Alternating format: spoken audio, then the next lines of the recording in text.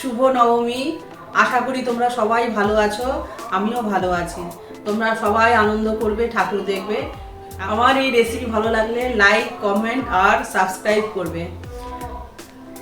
তোমাদের এই ভালোবাসায় যেন আমি আরো এগিয়ে যেতে পারি। সাবস্ক্রাইব করে আমার যারা আমার পাশে আছো তাদেরকে অনেক অনেক ভালোবাসা। আর যারা আমার এই চ্যানেল দেখছো তাদেরকে অনেক অনেক ধন্যবাদ। আর আমি যাতে আরো কিছু করে তোমাদের সামনে আনতে পারি, তার জন্য তোমরা আমাকে কমেন্ট করে বলবে যে কি তোমরা দেখতে চাও। তা আমি সেই সব কিছু রান্না করে তোমাদেরকে দেখাবো। ভালো থেকো সবাই।